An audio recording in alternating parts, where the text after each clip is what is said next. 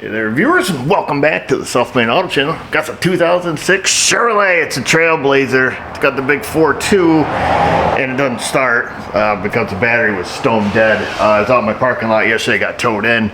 The guy suspects the alternator. Haven't looked at it yet. Tried to bring the battery back to life. Put the charger on it yesterday. Set it to boil. No, I didn't.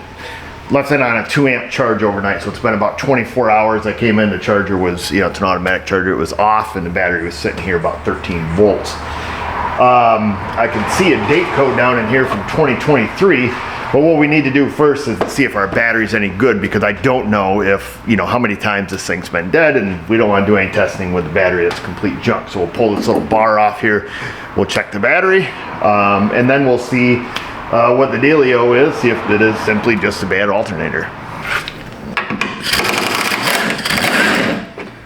10 mil there, and there's one hiding up under here.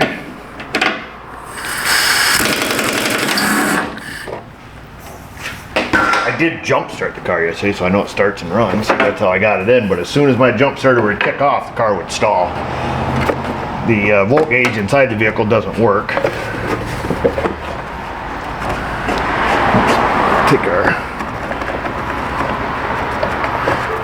I keep a couple of these around for charging these side post batteries.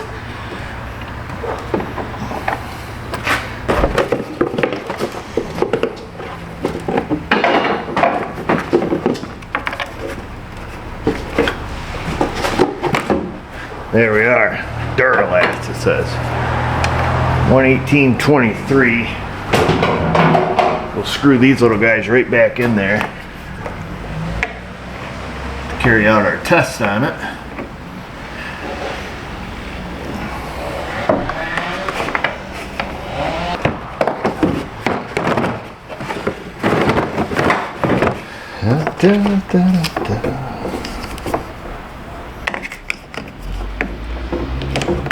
That little guy there, that little guy right there.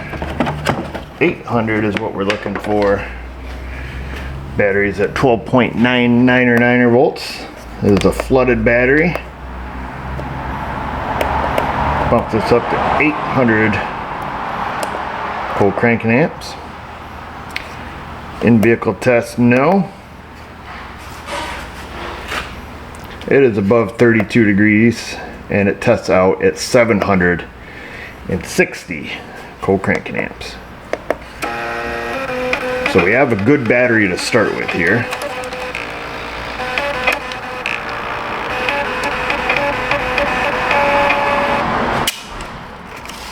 There's our final test results there in case you wanted to see that. Let's take and get her hooked up. We'll throw a scan tool on it. We'll see if it's charging.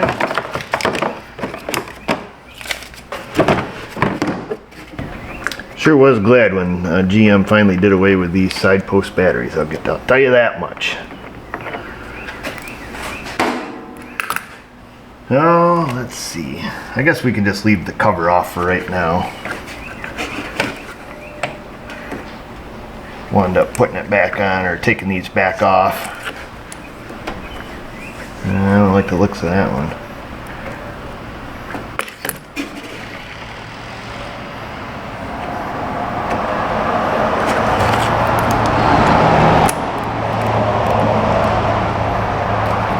Snug. Make sure I still have the keys hanging in the door there. You never know. I'm like hooking up with a battery and hearing the doors clunk.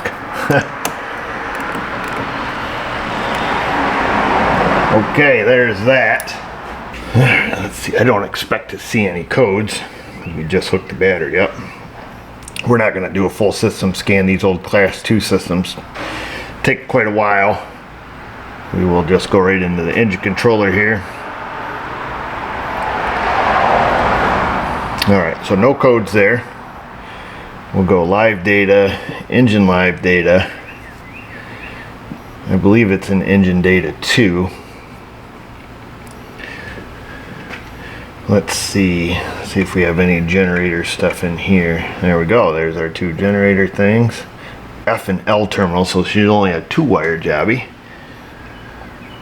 And then let's see, do we have, oh, ignition, look at that. Wow, this guy's doing some lucky guessing. Let's fire it up so we have on our screen. Let's see here. Oh, we can't save this data list. So we have our F terminal, so that's going to be our field terminal. Our L, our light signal coming out of the generator. And then our ignition voltage. And you can see we're at 12.5. So let's go ahead and fire this baby up.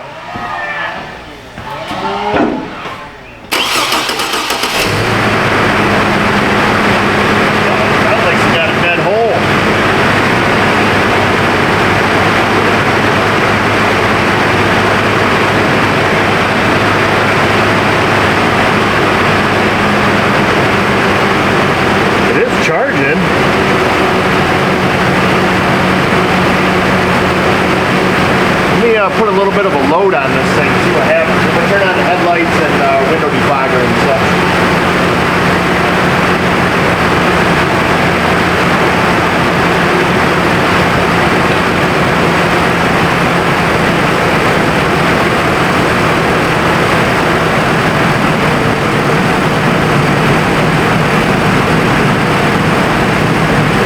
Got the high beams on and the blower on high. Oh yeah.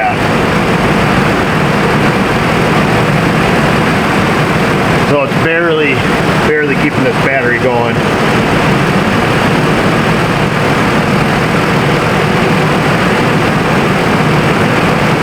That's very interesting. I'm gonna let it run here for a little bit, let it get a little heat in that alternator. It is charging a little bit low. I would expect this closer to 14 volts, to be honest with you. Did you guys, let me, off here. Did you guys hear this thing crank over? Shut that off. I'm a little more curious about that. Customer didn't make a complaint on that. Let me grab the key tag here. Sounded like it had a dead hole when we cranked. I'm gonna put it in clear flood mode. Listen to this.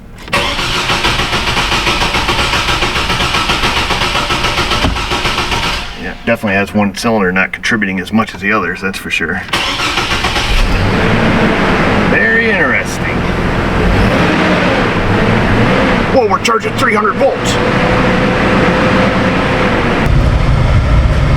Blower's on high, high beams are on, four-ways are on, foot on the brake. There is no rear defogger in this thing. I've got about every accessory on I can turn on to put it at a high load, and it still seems to be charging just fine.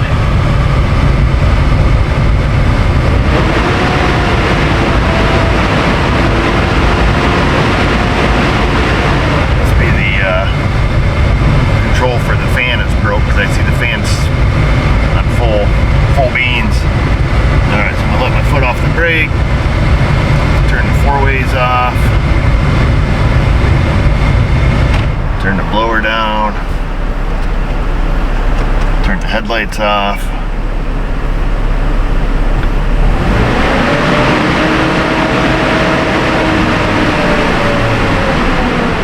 Interesting. Well, I guess we're gonna have to get a hold of this customer. Oh, the money light's on. What'd that come on for us? Misfire, cooling fan code. Let's see. It didn't take long for that sucker to turn on. Let's hit the report here. Engine misfire detected. Imagine that. Let's see. Special functions. Well, actually, we can just go, yeah, because I feel a low contribution. I heard that sucker when we cranked that thing over. Let's go misfire data. Let's see what cylinder isn't happy. Let's put it in gear. Looks like cylinder number 6 is the offender.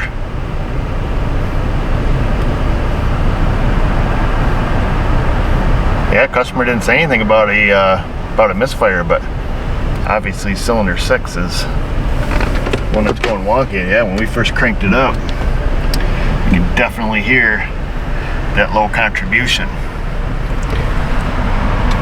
But we can see it's charging now. The charge indicator up here, this is reading from our our VCIM, vehicle control interface module, and that is always off. It's skewed a few tenths of a volt high in comparison to other voltage PIDs like in data. All my Altels are like that. Any Altels Cantil I've used. So this is interesting. I better get a hold of this customer and find out what the dealio is. I don't know if he's having an issue. I mean, all it said on the envelope, he dropped off, alternator junk, battery keeps dying. So I assumed it was some kind of charging issue. Unless it happens once, you know, once it gets hot. It's obviously keeping up. It's a little on the low side. We could do some voltage drop checks and stuff on the alternator.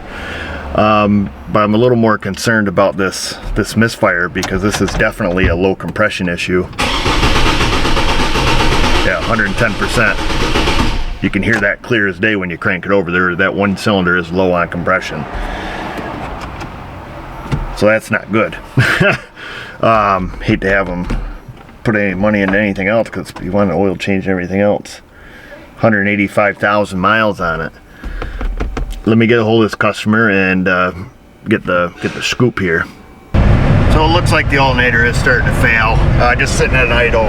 Again, just getting ready to go in and call them, but blower on high and high beams on, no foot on the brake, no four ways. You can see our duty cycle commands 100% and our voltage is dropping. You know, we're dropping down below battery voltage. Give it some RPMs here and we go back up, but yeah, I can see it starting to fail now that it's getting some heat in it. So I'll turn the blower off. I'll turn the headlights off. So now there's no load on it. We're still at 100% duty cycle. And there we go. So yeah, let me turn the headlights back on. Yeah, that's just with headlights on, and it can barely handle that load. So we'll have to make some checks on that. But let me give this guy a buzz. Just got off the phone with a customer. He did say, I asked him about if he's having a problem with the engine light coming on and flashing, and he did admit that he has been. He says only though at stop signs. He said if he's sitting at a stop sign for an extended period of time, or stop light rather, you know, waiting for it to turn green, he says sometimes he'll feel it start running rough, the engine light will come on and flash, but when he takes off, you know, the light quits flashing and oftentimes just goes out. So he hasn't paid much attention to it or give it much mind. I told him my thoughts that cranking it over, that we can hear, you know, there's obvious low contribution from a cylinder, which we're going to assume cylinder 6. He said that he knows that code has come up in the past, whether, I think it was last year, he stated that they did spark plugs and ignition coils in it, and you know, that's it. I told him we should probably focus our efforts on that more than on the alternator, because if this is bad, there's no sense in fixing that. So he agreed. Wants us to see what's going on with that misfire before we really get much further, because it may, you know, being an 06, it may help him in his decision as to what to do, you know, with the vehicle. So we're not even going to do a relative compression test, you know, with the scope, just because I can hear it and there's no sense in wasting any more time. Let's pull this air intake off. Let's get back to number 6. We'll do like number 6 and number 5, or number 6 and whatever's easy to get to, so we have a baseline comparison as far as you know, what the compression is on a good cylinder versus what we have back there. I suspect we're going to find it quite low.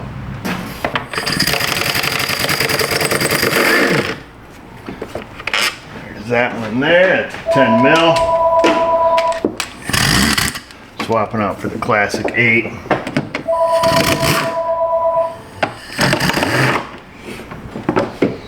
I think these have a hose somewheres underneath them. Yep, there's one there. We got another 10. Oh, yep, there's another 10 in the back there.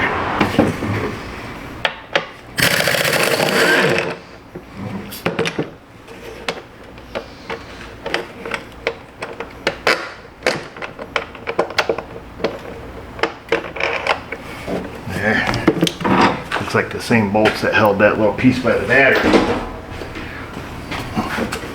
Haven't worked on one of these in a long time. Of course, it's got to be number 6, shoved way back up under there. We'll set this to the side. We'll use our 10. We'll take out number 2 because it's easy.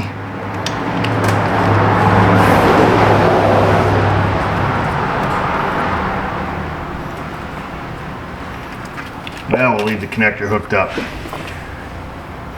I don't see any junk down there. We're gonna have to get some different stuff to get back here to number 6. Get the little gray lock off it here, hopefully. Or not. I'll get a pick and a 10 and we'll get her yanked up out of there. Let's see. Reach up under that bad boy. There we go. Oh, I can't beat those locks today. So that's unplugged. Got us a 10 mil.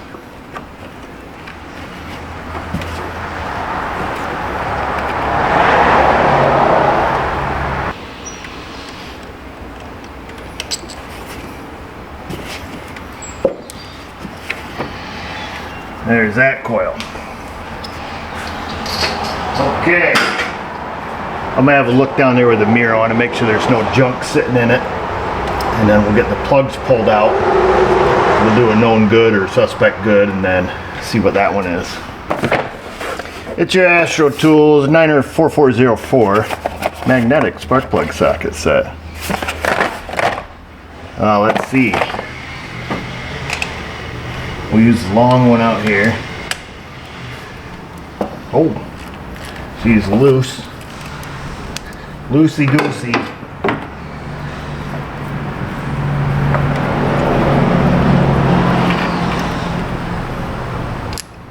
They're a tapered seat spark plug. She's nice and clean, looks relatively new. Set that to the side. Use our shorty. Come back here. This one loose. Not that loose.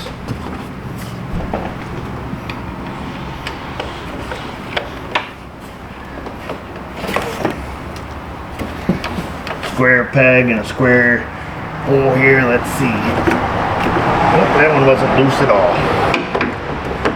Torque to factory spec, it felt like. Mother lover. This guy's a little weak today.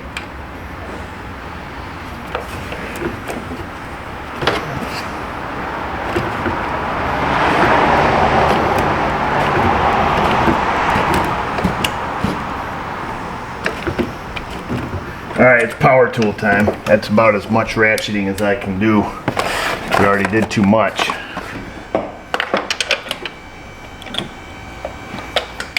Back in the hole. It's got just enough resistance, can't turn it by hand.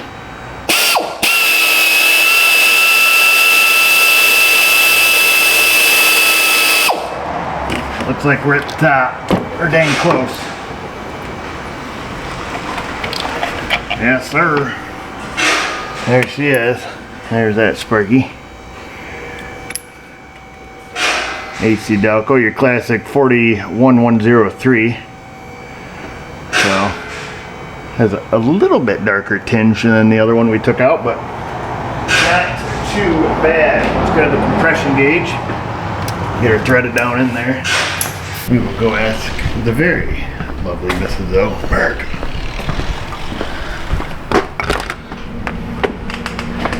Will you be a willing participant for us, please? What am I participating in? Cranking the engine over. I can do that. Or as they say down south, cranking it up after you cut the key on. Cut the key? Yeah, you got cut the key on, crank it up. Some southern talk, Mrs. O. Wow. I'm not up in my southern talk. Oh, y'all. I'm pretty northern. I like your dress. Thank you. Where'd you get that baby?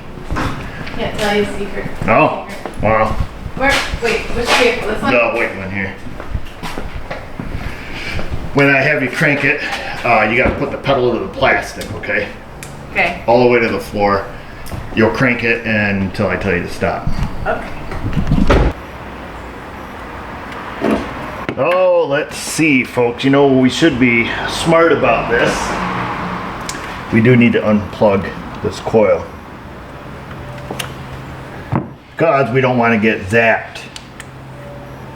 And then we're going to unplug this one, and this one, and this one. And we'll do this one, just in case Mrs. O doesn't have the pedal to the plastic. We don't want it starting and going 9,000 RPMs. Are you ready, Mrs. O? Do I push the pedal down before crank or after? Before, so cut the key on, put the pedal to the plastic, so our throttle blade's wide open. Hi, kitty. Go ahead and crank it.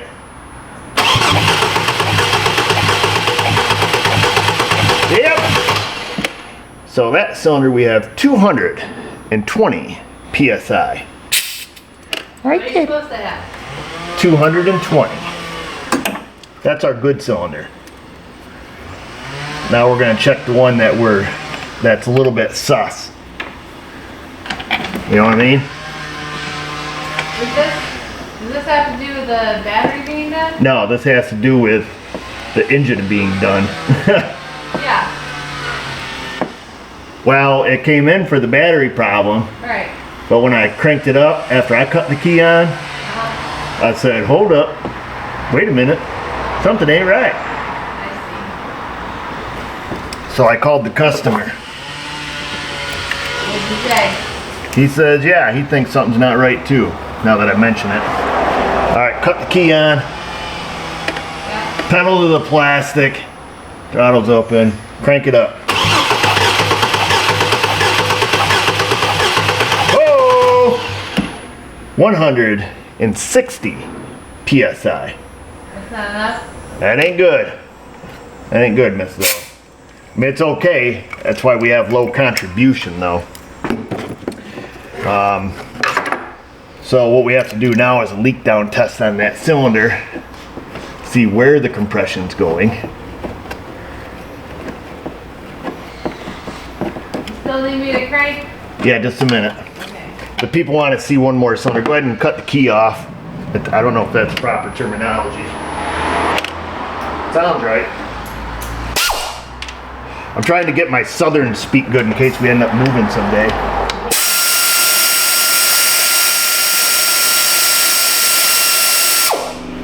I want to be able to fit in. Good luck. Good luck. I don't think that's how it works. Oh, you don't think I would fit in down south? Mrs. O? No. Really? They know you're a northerner. They know I'm a Yankee? I think that's what they call us. Where did my ratchet go? Not here. Anybody? Oh, that's gone for good. Oh, here it is. Yeah, I thought I lost it forever.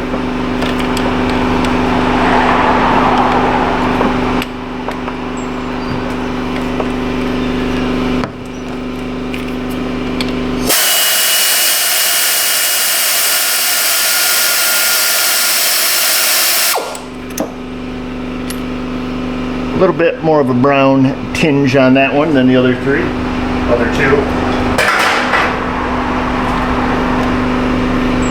All right, cut your key on. All the way to the rug.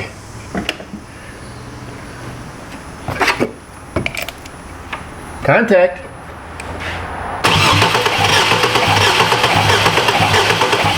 Hello. 215 PSI. Is that enough? Yeah, that's plenty. That's plenty, Miss though. Thanks for asking. You can cut the key off and come on out. According to service data, 153624 is the firing order. Ooh, that one wasn't very tight either. That tells us that, so 153 and then 624. So number 1 and number 6 are companions, which I assumed, but I just double checked anyways. So number 1 and number 6 are going to be up and down on the crankshaft at the same time. There's that spark plug. That's numero uno for our Spanish viewers. And the reason I took out number 1 is because I need to know the position of number 6. And number 6 is a lot harder to get to. But this one I can see. So now we can see up, down, and if this one's coming up on compression, then that one's coming up on exhaust. Does that make sense? So we get to what we can get to easier. Let me grab a flashlight. High piston. What we need to do is bar the engine over. Should have left them other spark plugs out. Could have turned easier, huh? But I didn't. See if we can get on the crank here. We'll bar this over. And then what we'll stick this little guy. Probably have to pull the Schrader valve out of it. Stick it in there. We can feel if it's coming up on compression. We'll let it come up on compression. We'll do another cycle. And we'll assume that that one's, you know, we'll get this one coming up on exhaust. We'll know that's coming on compression. Then we can do a leak down test back there. Number 47 is a starter relay. I pulled that out, put a switch in place. So we're just going to bump it.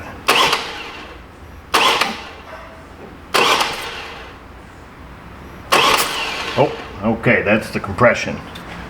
This one's coming up on compression. That saves us a little bit of time.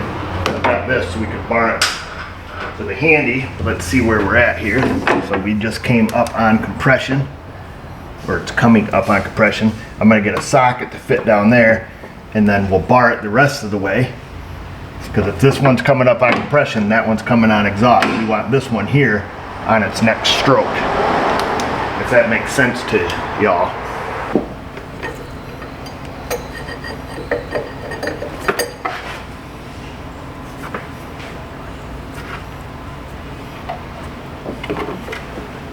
Okay, this piston's still coming up, so we're good.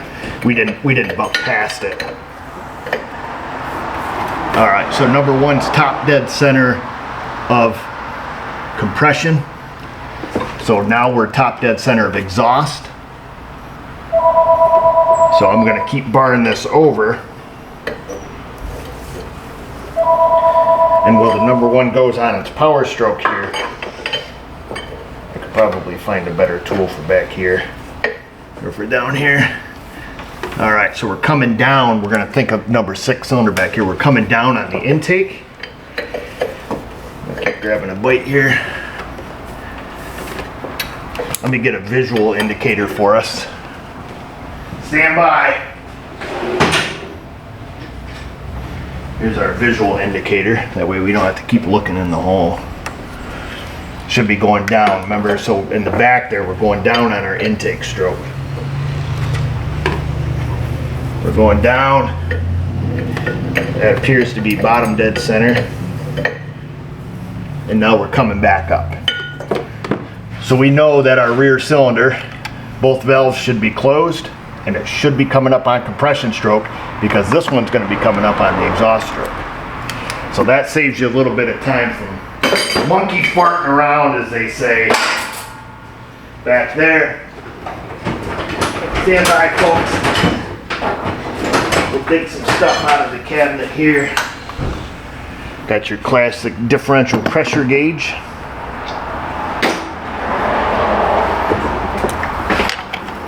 We'll screw in the hole back here.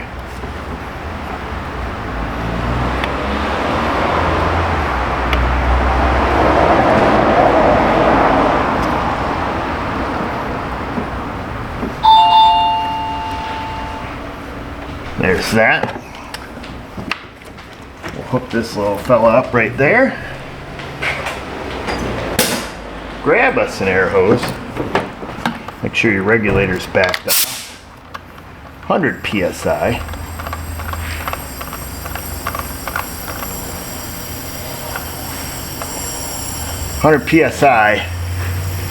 And we have about 65% leak down. Oh, let me show you. Oh, where you at? Enhance. So we've got about 65% leak down in that cylinder at 100 psi. All right. Now the age-old question is, where's it going, Rocco? Sounds to me like it's coming out the intake. So it can come out the crankcase.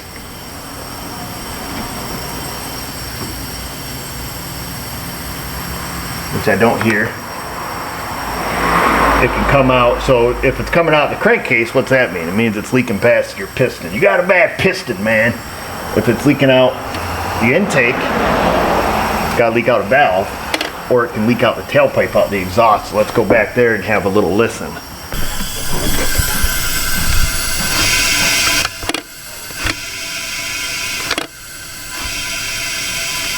You guys hear it leaking out of there? There's a little bit.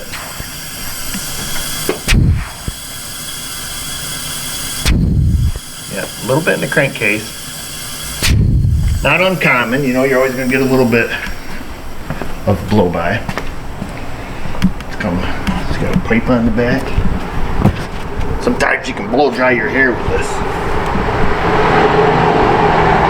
Let me stick my head by it. Yeah, and there's a little bit coming out of the exhaust too. You guys hear it?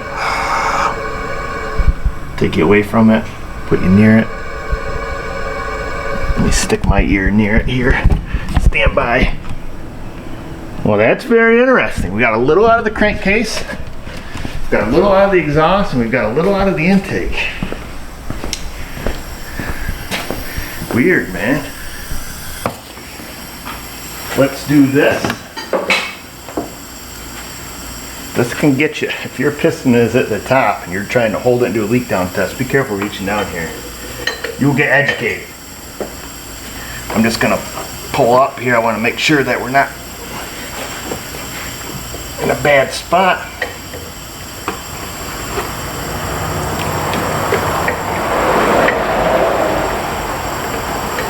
We're trying to pull against 100 pounds of compression.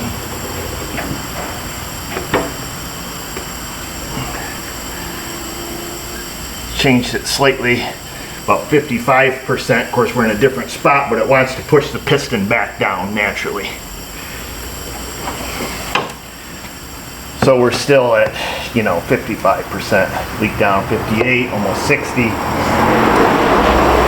Either way, it's too much. I can show you this on a good cylinder, I suppose. But prior to doing that, because I know we have trust issues, you and I. We're going to answer a couple questions. Why didn't I do an in-cylinder pressure test with the Pico scope? And that's because a man's got to know his limits. I know this tool quite well. I know old school testing methods quite well. I'm not really great at interpreting waveforms from in-cylinder pressure because I don't do enough of them. A couple times a year I might use them. It would take me longer to, go through a refresher course to look at it and say, oh, we have, blank XYZ and you're wearing yellow underwear. Because that's what a lot of guys do that every single day, these diet guys. I don't do it every day. So I stick to what I know. I knew we had low contribution just by sound. And, going to use some old school methods here. But both ways are good. Some guys will do an intake pressure pulse, in-cylinder pressure transducer, and they're going to tell you exactly what's wrong with it. I'm not your guy when it comes to that. I'll just admit it. Just like Harry Callahan said, a man's got to know his limitations. Who doesn't love a good Clint movie? Busting out the depth stick. Mr. Wiggle Stick. That's what I like to call him. Wiggle, wiggle, wiggle. Give the engine a little French tickler here. Let's turn this baby on. We're gonna look down inside the cylinder unless this is dead. And then we're not gonna look in the cylinder. We're gonna go charge it up. Son of a mother, is this dead? Nope, it's not. All right, let me get situated here. There's a handsome looking fella. While I'm waiting for that little guy to cool back off so I can show you folks, I did take a look. Probably should have looked first. Service bulletin. So April 22nd in the year 2015, the 05 to 9 Chevrolet Trailblazer, Colorado Rainier, Canyon Envoy H3 Hummer with all of these inline engines, 28, 29, 35, 3742. Engine light on with a PO300. This concern may be caused by a damaged valve seat, or piston ring. If service info diagnostics do not isolate the cause for this concern, perform a cylinder leakage test outlined in the cylinder leakage test procedure. Yada yada, blah blah blah. Very important to hold the crankshaft at top dead center to ensure they're fully closed. That's a disaster trying to do that, let me tell you. That's when you yank your arm off. Full shot pressure, 100 psi. Dooply doop boop. If leaking intake valve is found, replace cylinder head and valves by the latest version for the 4.2, and then it gives the other RPOs. So that's it. Kind of controversial though if you have to do the leak down test at top dead center or bottom dead center, because everybody's concerned about valve overlap and stuff. Our piston was slightly coming up, and that's why I stick the bar on it to pull it up a little more. Those valves aren't open, you know, a quarter way through the compression stroke. So I'm not too concerned about that, but looks like we're on the right track. And just for poop and laughter, on the silver bullet program called Identifix, I did type in misfire to see how many other people were having issues with this on this engine, and there are 57 cases of people giving it the VJ, the old valve job. So yeah, there's 57 people that have logged this issue. This guy had 85% leakage through the exhaust valve, 80% into the exhaust. This guy had 80% leak down into the intake on number 5. This one was number 2. This one was number 1. So it appears to be a common issue. I guess I don't recall this. We don't see these anymore. These are all have long since gone to the little crusher in the sky. So we don't really see these engines much anymore. But I don't remember in my career really doing any or many head gasket jobs on these things or valve related issues. Unfortunately, these things rotted out really fast, and you know, we just didn't see many engine problems. To be honest with you, the air injection stuff we would do, the cam solenoid, wherever that lives, it lives back there, I think it was. Yeah, the cam solenoids we would do. Of course, the thermostat, which was a mother lover on these things to get to, if I remember right. You know, there was stuff like that we did, but I don't ever remember big major engine problems with these ones. Oh gosh, I didn't show you guys back in the hole. Well, there's nothing to see. You've seen one hole, you've seen them all. That's what they say. I don't really see a sense in going any further. I'm going to talk to the customer, let them know what we found. Some of my concerns are, though, these are my personal feelings, almost 200,000 miles on this engine. When we know we have a little blow-by coming into the crankcase. You know, what do? I guess we can see how that compares to, you know, the number 1 cylinder here. Let's do that real quick. Chevy Thunder driving by. So here we are, 100 psi. This cylinder has about 6% blow-by, so pretty good. Enhance. So you guys can see that maybe. Hopefully it's 100 psi. This one has about 6% blow-by. Yeah, I would say that's about an equal amount. I don't know if you guys can hear that whooshing. I heard a whoosh. And the reason I would be concerned if this is similar to that cylinder is, you know, how much blow-by goes past the rings is normal. Of course, there is a certain amount.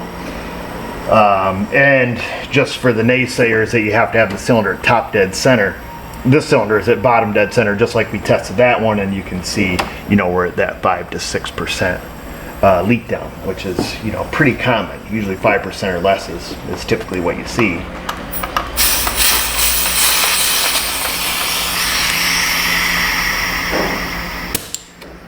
And sometimes you'll get more crankcase blow-by at bottom dead center than you do at top dead center, particularly if there's some variances in the cylinder wall.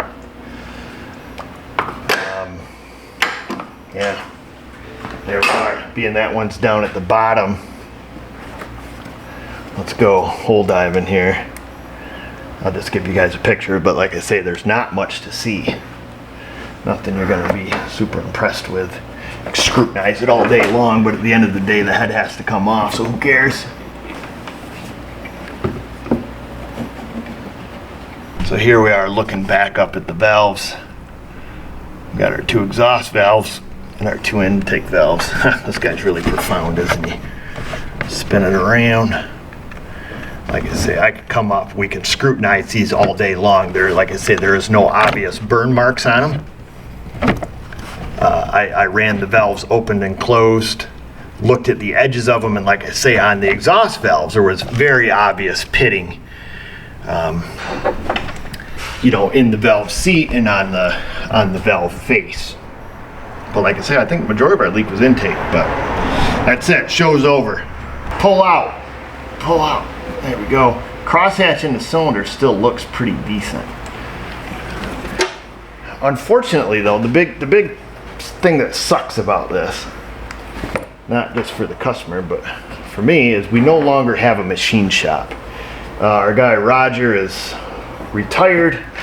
We've done previous videos where we've dropped cylinder heads off at Roger's engine rebuilding, but he has since retired, so all the other machine shops around here are complete trash. We got one crackhead downtown, absolutely terrible. There's another local one I haven't used, but I haven't heard a lot of good things talking to other shops, so I don't dare go there. And then, you know, Northeast Machine does absolutely fantastic job, surgical process, but we're gonna pay more than we would for a new head. So it's kind of a catch-22. And then the cost to ship it off, like to ship it off to a good machine shop, get it done and get it back, you know, we're probably gonna eat up our cost in freight. I'll get them a price on a reman head. I think Napa closed the Buffalo machine shop, because we used to be able to send them to Napa. Our Bath Napa closed their machine shop, and I believe the Buffalo DC closed their machine shop too. All these machine shops are closing, and like I say, some of the ones that are open, it's pretty sketch. At this point, I'm just going to get the customer a price on the cylinder head. I'll check in the, you know, machine shopping, but it's probably not going to happen. The big concern is, I think we were starting to talk about 185,000 miles. What are you doing with timing components? You know, are you doing cam phasers and chains and guides that we all know are, you know, a lot of miles on them? I don't know. That's a tough call. I would encourage a customer to do so. I can price them on a remanufactured engine. We can go all sorts of different ways with this. I'm going to get back a hold of them, see what they have for their thoughts on a budget. You know, if they say, well, I was hoping I could fix it for $1,000, well, in that case, you know, we're already done. You know, doing a head job on one of these is going to be, without even looking, is going to be more than $1,000 bucks. I'm 90 an hour. It's going to be more than 10 hours. So that's it. Hope you guys understand. I'm not going to go any further with the diagnosis on the alternator. Probably a bad alternator, but I'm not going to go any further if he's saying, you know, it's over, it's finished, quit, put it back together, I'm going to drive it home and, you know, do whatever I'm going to do with it. I don't know. I'll leave it up to the customer. I'm going to leave it up to you to leave a comment though. Question, comment, concern. And just remember folks, not if I can do it, you can do it. That's true. But some people are there's going to be all kinds of, oh, I would just put a motor in. Oh, I would just put a head on it. Remember, this guy brought this to a shop. He has to pay me for my time. He has to pay for materials. It's not a matter of me just saying, oh yeah, slap a motor in, I'm a DIYer. So keep that in mind when you're leaving your comment. Insta, Facebook. Just remember viewers, if I can do it, you can do it. Thanks for watching.